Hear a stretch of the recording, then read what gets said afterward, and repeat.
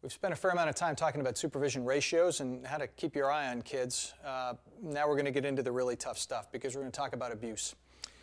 Kids are exposed to all kinds of threats of abuse during their time at camp. They're exposed to potential physical abuse where punishment can be excessive. We see that on a fairly regular basis, and it's devastating. They're exposed to the abuse of neglect. Kids that are out in the sun all day long need to have water, need to have sunscreen. And a camp that says, you know, we told them to bring sunscreen and we refuse to apply it is at risk of the abuse of neglect. There is emotional neglect at camps. We've had a situation where a little girl who was new to the community was followed around for the first several days of camp by the other girls, and she was mooed at and called a cow because, God forbid, she was a little heavy. That is emotional abuse, and we can't allow that kind of stuff to go on. That having been said, we're going to spend the rest of the time today talking about child sexual abuse because unfortunately we see it very regularly. During 2004, some 275 to 300 YMCAs that were insured by Redwoods experienced 240 allegations of abuse. Happens at big Ys and small Ys, and day camps and resident camps, happens all the time. In 2004, 80,000 reports of child sexual abuse were filed. The actual number is far greater than that because that doesn't include probably 30 or more thousand incidents of peer-to-peer, child-to-child sexual abuse.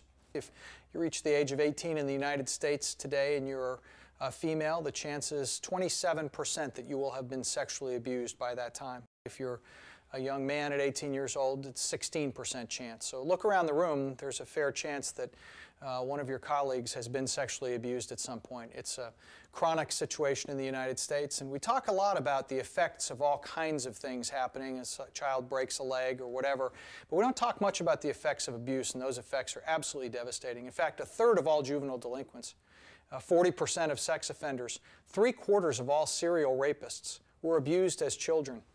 The suicide rate among kids is 14 times higher for a child that was sexually abused. We spent a lot of time talking about how to stem the rate of teen suicide, which is an incredibly devastating concept in our society. Well, here's one where the correlation is 14 times higher if a child's been sexually abused. In a recent test of 6th graders, multiple substance abuse among kids who were sexually abused was 40 times higher than it was among the rest of the population. After all this math, one of the toughest numbers to understand is that, frankly, less than 5% of the time is an allegation of abuse false. Folks, if a 6-year-old or an 8-year-old tells you that they have been touched inappropriately, you need to understand that they probably have been. We want to believe that the abuser, whether it be a child or an adult, is okay and there's just a misunderstanding. But most of the time, when that child alleges that they've been touched inappropriately, the fact is it happened, and we need to investigate it and do everything we can to make sure it never happens again. The only defense that we have against abusers, be they peers or adults, is our rules. Our rules are never be alone with a child. Don't spend time with a child away from a camp program. Don't transport a child. Don't give gifts to children. These are all your rules from your code of conduct. We don't catch abusers abusing. We catch abusers breaking rules. Reporting rule breaking is one of the most crucial elements of any kind of abuse prevention discipline.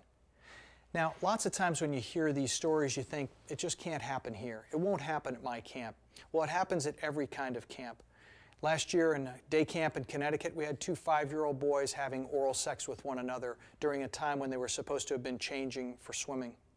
In Oklahoma, we had a resident camp where they were taking an overnight trip, and one of the counselors who had developed a special relationship with a couple of the boys after the campfire said, you know what, y'all, let's just sleep in my cabin tonight.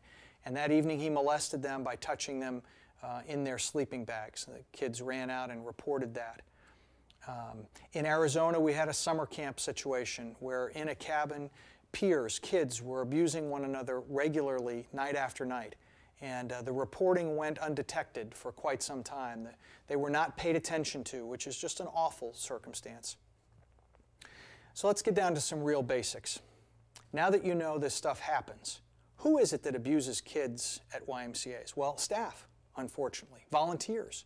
If there are volunteers involved in your camp, sometimes volunteers are involved in your camp so that they can get access to kids and build relationships. And other kids abuse one another. Nearly 50% of the allegations in Redwood's insured Y camps last year were allegations of peers abusing other peers. Now, how do we prevent sexual abuse? Well, as you know, you've been through a bunch of screening. We asked to check your criminal background, and we looked at references and all those kinds of things. So there's a lot of screening of staff and volunteers, etc. What it really comes down to is your responsibility of supervision and what we call performance management. Performance management is about setting expectations and making sure we meet those expectations. As a camp counselor, you have the responsibility to make sure all the other camp counselors and all of the camp leadership meet your expectations or the expectations of your camp with regard to rules and compliance and not allowing any slippage from those rules and compliance. The final piece is feedback systems. We need to make sure that kids know what's appropriate touching and what's not appropriate touching, and that parents know what's appropriate contact between staff and kids. You'll talk about that a little bit with your leadership group. Now, your role specifically with regard to performance management is to be alert to the fact that abuse is possible. Don't be naive. We live in a cyber porn generation. Adults and kids are supercharged around the issues of sex, and we live in a society where virtually any appetite can be satisfied. Unfortunately, there are kids and adults who want to have sex with the children in your care. It's tough to hear. It's tough to hear looking at a video of some guy talking to you. All I'm telling you is 240 times last year I learned about abuse of children at YMCAs, and I don't want to hear about it anymore, but I understand that it happens, and we know what it takes to have it stop. So you've got to coach kids and parents on all these issues and be sure that when you see red flags or inappropriate behavior that you're reporting those things. Don't wait to say, hey, I want to talk about Kevin because I think he's a sex abuser. Let's immediately say, I want to talk about Kevin because he was alone with a child, which breaks our code of conduct. In day camps, it's your responsibility to eliminate any opportunities for access of peers or adults one-on-one with a child where abuse can happen. Just eliminate it. You have kids for 8 or 9 hours a day. We need to make sure there's no opportunity.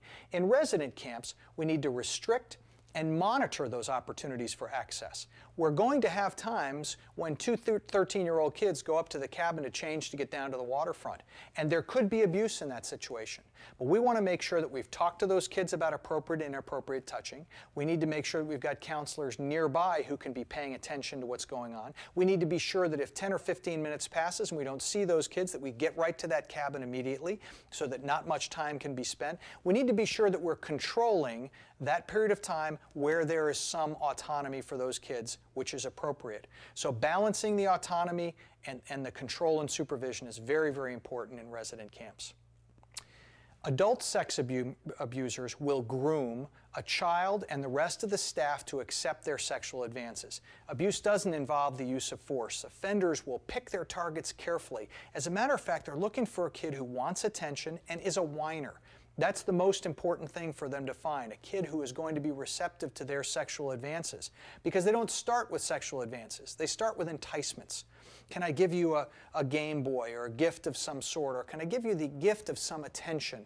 In most cases, the abuser will treat the child better than they've ever been treated before by an adult. And that's how the process works.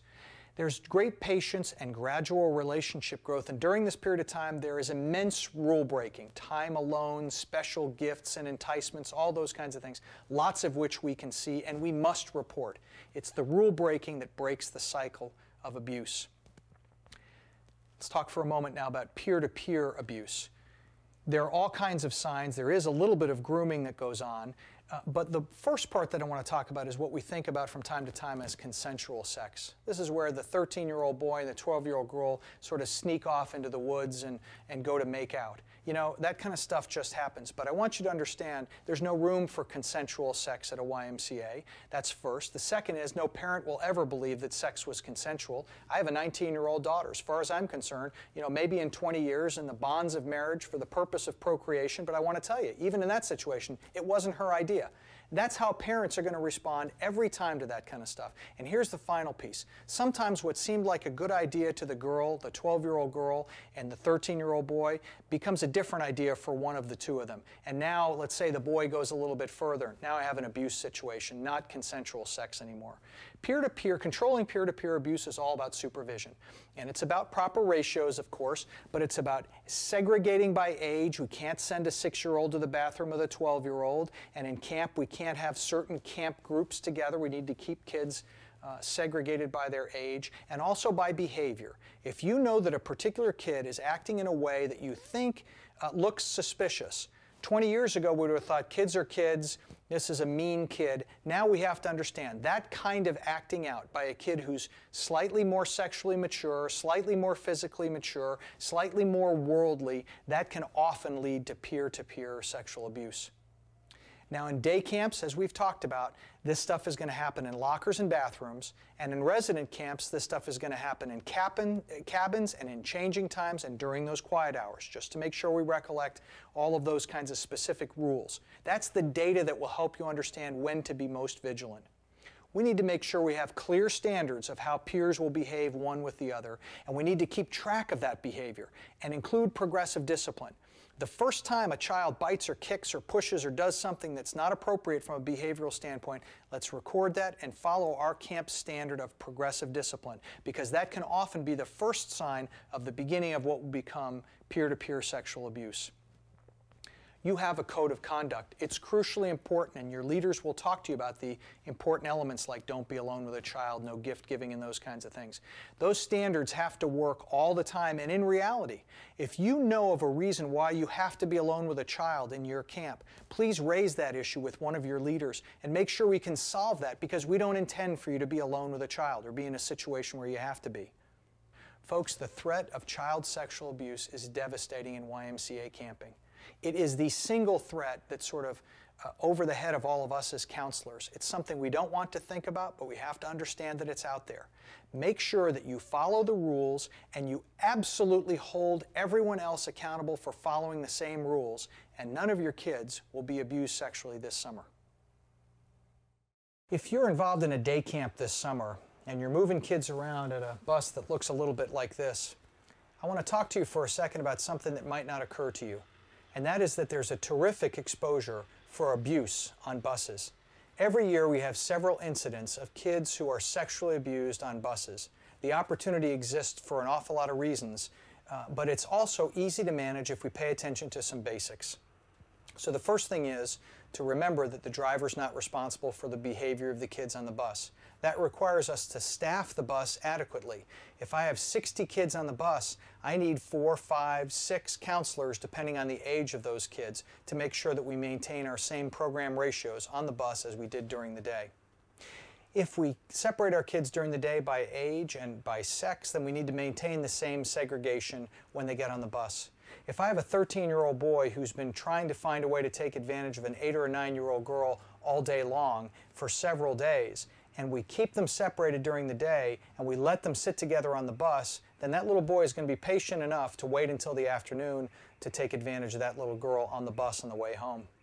We need to make sure that after we have the right ratios on the bus, that the staff is positioned throughout the bus so that they're in the front and in the middle and the back, and that they can see all the kids' heads all the time.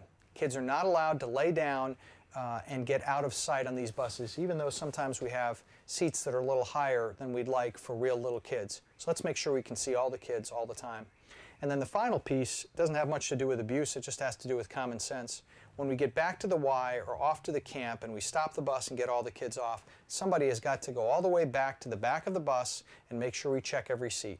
Every summer we end up leaving a child on a bus. And with the windows up and in the summer heat with the sun, you know that that can have devastating effects. So pay attention from the time you pick the children up to the time you drop the kids off. You know, when we think about the role of transportation at camp, it's interesting because my guess is you won't get a phone call ever from a parent this summer that says, "What a great job you did transporting my kid from place to place this summer." Folks, transportation is the process of moving kids from point A to point B. And point A is where we get the kids, and point B is where we work our magic on these kids, where we do all the good stuff that's what a YMCA is about.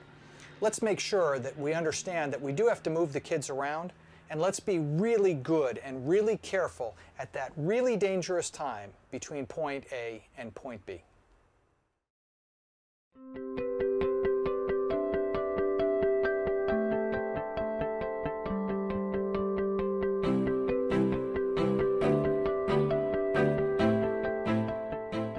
Troy's your average high school student. He's an Eagle Scout, he volunteers in his community, and he umpires Little League baseball games. When he turns 18, he decides to work as a camp counselor. He gets through his interview, no problem. The supervisors and camp director really like him. They check his references, and they all come back positive. When he starts work, he gets along well with the other staff, and the campers really like him. In August of his first summer at camp, a 12-year-old boy reports that Troy sexually abuses him in a cabin. The boy alleges that during an event with a number of other campers and counselors present, Troy sat down next to him on the bed and first touched him on the thigh. Then Troy touched him in what the 12-year-old boy said were his man parts. Luckily, this 12-year-old boy knew to say something, and he told another counselor, and that counselor told a supervisor. And at 2 in the morning, the police showed up at camp and arrested Troy.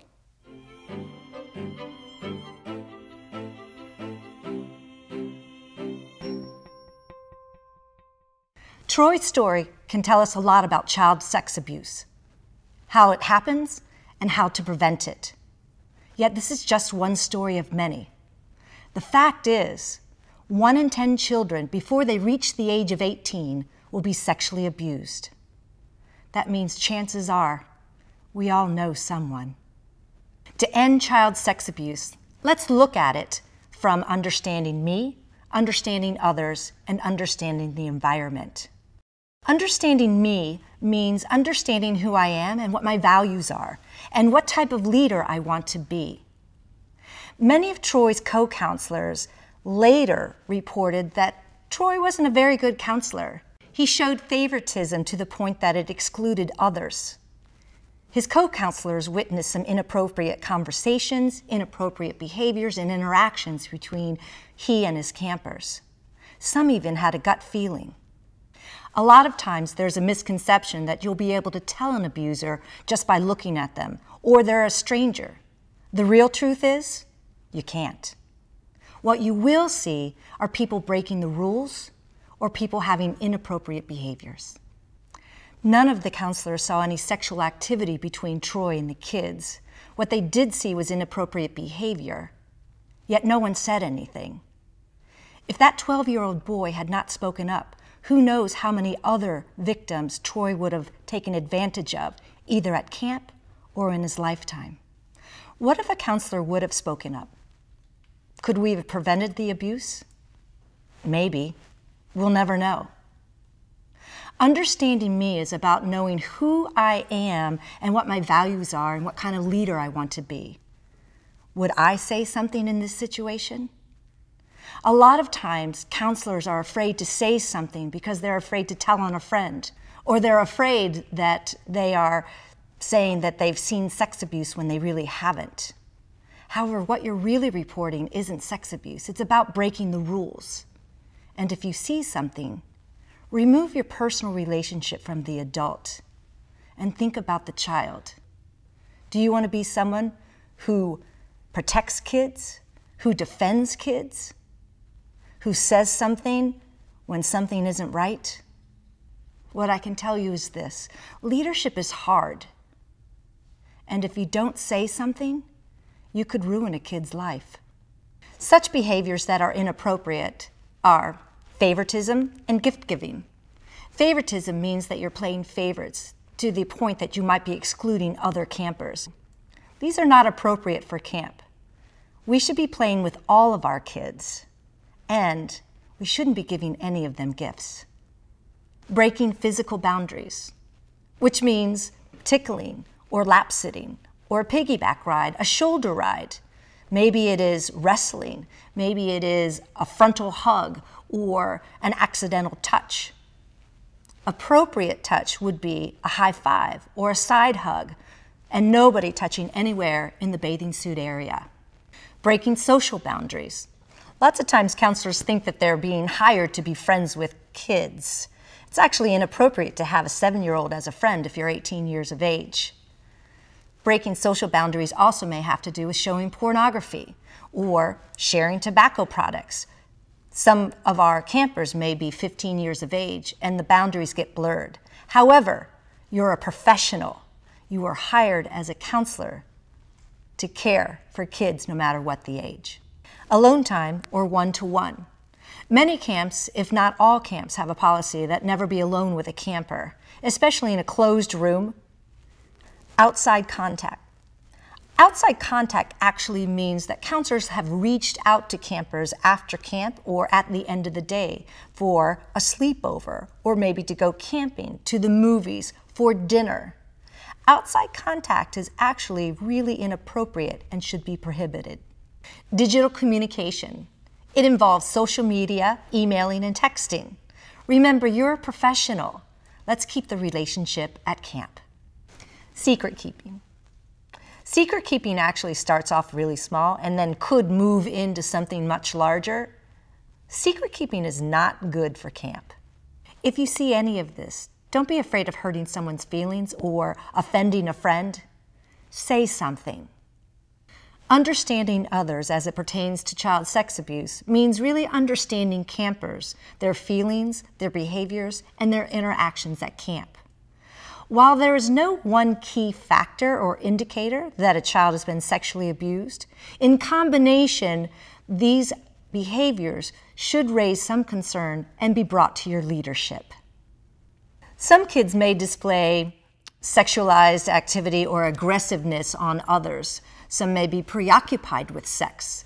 Some kids may have a fear of bedtime or a reluctance to go to the pool because they have to change clothes.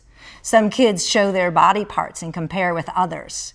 If you've addressed these issues and it doesn't stop, or there's a combination of these, there's pause for concern and bring it to your leadership. Finally, let's look at understanding the environment.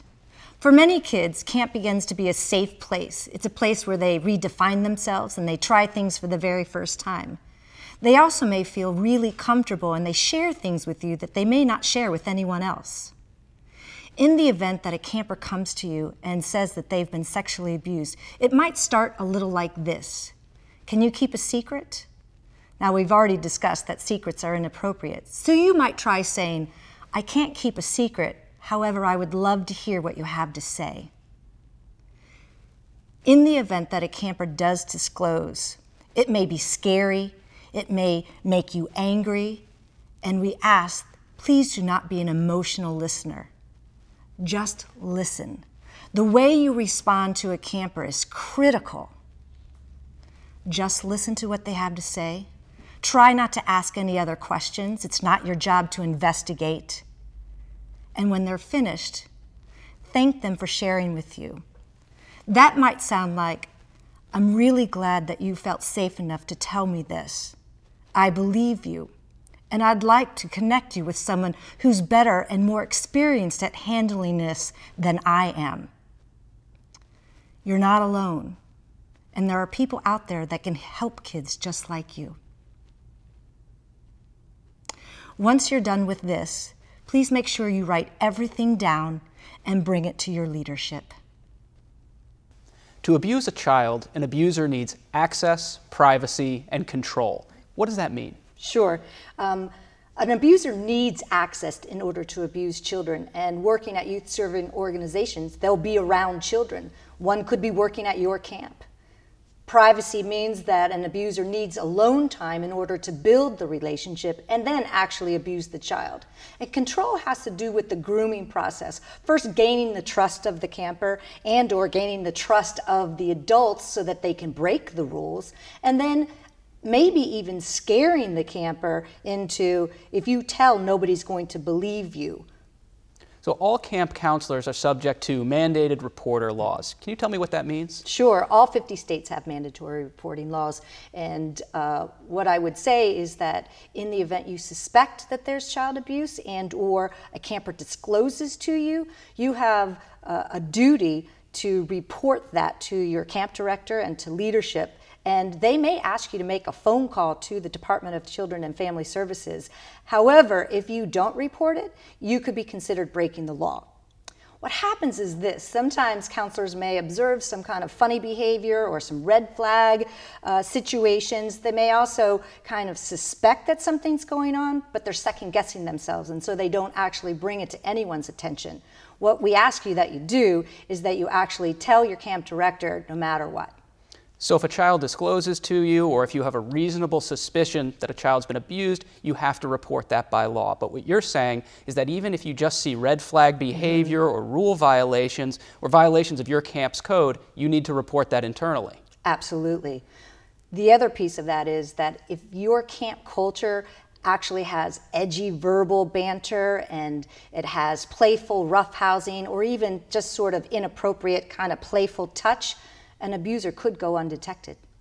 And that's why it's so important to make that report, because you're not being asked as a counselor to decide if someone has abused a child. Right. You're simply being asked to report what you saw or what you know.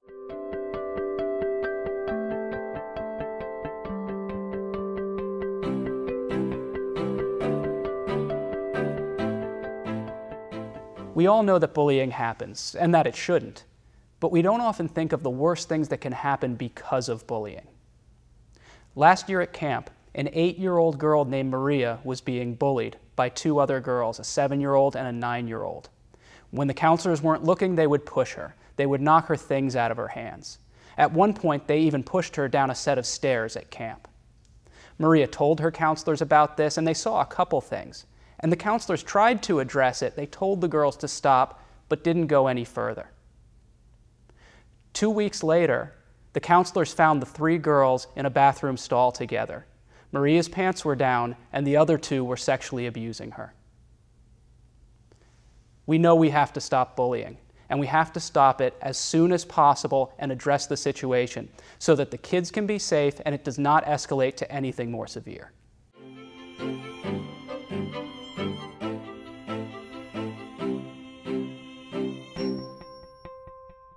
While bullying doesn't always lead to peer sex abuse, most peer sex abuse starts with bullying. Every 7 minutes, a child is bullied on the playground. 30,000 kids are afraid to go to school because of it. And it's one of the main reasons why kids don't come back to camp. In order to understand bullying, we need to know what it is and what it isn't. According to the CDC, bullying is any unwanted aggressive behavior by another youth or group of youth that involves an observed or perceived imbalance of power and is repeated multiple times. Bullying may inflict harm or distress on the targeted youth, including physical, psychological, social, or educational harm. It's conscious, it's willful, and it's deliberate. The key words in this definition are unwanted, aggressive, targeted, repeated, and an imbalance of power. Normal peer conflict really has no consistency. A kid will get mad at one kid will get mad at another kid, and it's pretty equal. It also will happen anywhere, and it doesn't matter who's around. Also, the power is fairly equal. One kid will yell at somebody, and then they will yell back. Lastly, both kids are emotionally affected by the situation. Both kids may be mad, sad, or hurt. With bullying, the victim is specific and targeted and will consistently receive the brunt of the bullying behaviors. It will also happen when you are not around. There is also an imbalance of power, where the bully will actually attack the victim and the victim will not be able to respond back. And lastly, the bully lacks empathy and guilt. While the victim is in distress, the bully couldn't care less. The only person who's getting hurt is the victim. Let's look at bullying from the perspective of understanding me, others, and the environment. This time, let's do it in reverse. Let's start with the environment. By creating a caring, positive environment, we might be able to prevent bullying from happening in the first place. Creating a positive environment starts with expectations, clear expectations. So when you begin to develop your expectations at the beginning of a session or the beginning of a summer, ask the kids, what does it mean to be safe? What does it look like? What does it feel like?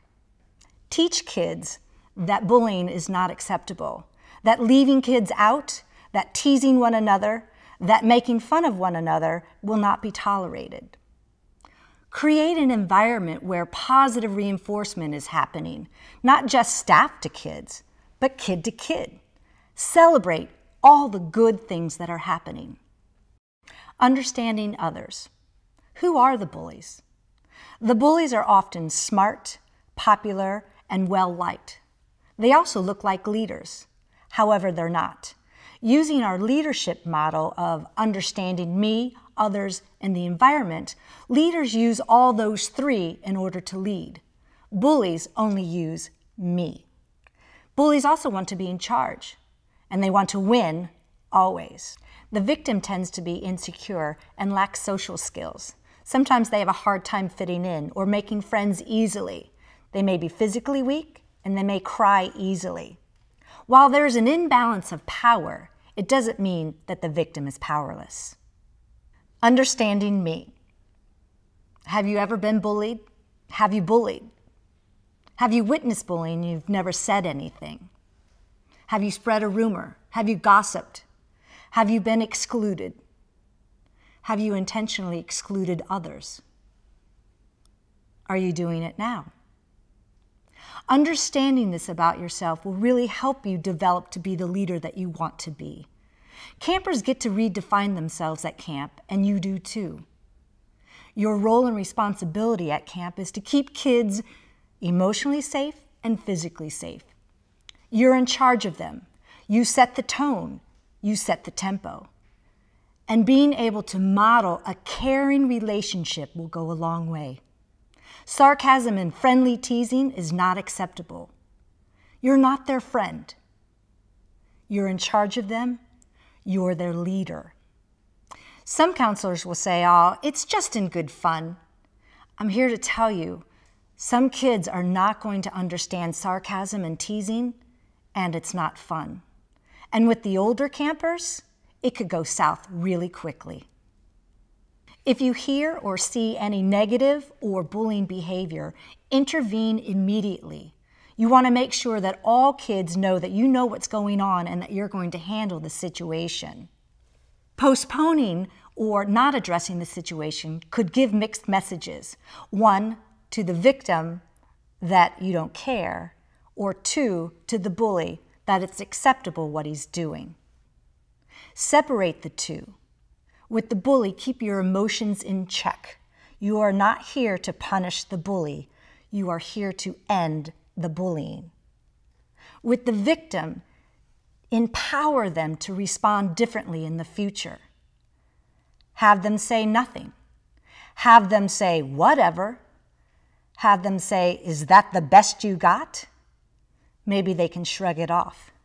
This way, the bully doesn't have any fun. Remember, the bully is trying to be harmful, and we've taken the reward away. Peer sex abuse happens in less visible areas, same as bullying. Closets, behind closed doors, bathrooms, buses, and anywhere where clothes are taken off. Peer sex abuse can be defined as any sexual act between two children. It can be the same sex, it can be opposite sex, similar in age, different in age. We've seen cases where a 5-year-old is touching a 5-year-old, or a 15-year-old is touching a 15-year-old, or a 15-year-old is touching a 5-year-old. The best way to prevent peer sex abuse is to create an environment where bullying is not tolerated and proper supervision is on point. Do you think that a camp, maybe unintentionally, can even promote or encourage bullying behavior? I think they could. whether they are intentionally promoting bullying, the sheer nature of returning campers versus new campers actually can create an environment where bullying can take place. Returning campers, they know the traditions, they know the rules, they know the songs, and that can be very intimidating for brand new campers. And if you're not careful, returning campers can be very exclusive. A way to avoid that is that staff will take an active role and intentionally pair returning kids with brand new kids, whether it's in transitions, whether it's at meal times, whether it's even in a game, to avoid us versus them. So the returning campers and new campers may cause some bullying issues among the campers. What about among the staff? Sure. Interesting you say that. It's almost the same thing. You'll have returning counselors versus brand new counselors. And sometimes the returning counselors know all the rules. They know what the traditions are. They become a clique in themselves. And cliques are really unhealthy for a camp. So that too, having the camp director or the leadership intentionally pairing people up, putting people into groups so that it's always mixed up so everybody gets to know everybody. Also, I would say that sometimes if we're not careful and we don't have this positive adult environment, gossip is going to happen. We're going to talk about people behind their backs. There may be a counselor that isn't doing so well, and instead of helping them be better and giving them some positive feedback, we really talk bad about them, and it can bring them down. So that can be not so good for the environment. I will also tell you that the best way to eliminate bullying with kids is to eliminate it with the staff.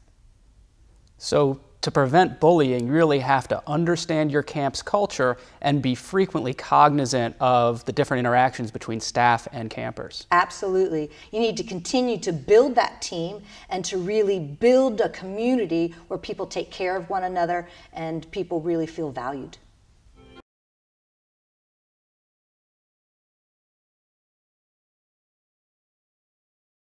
At camp, there's a lot of love and there's a lot of caring.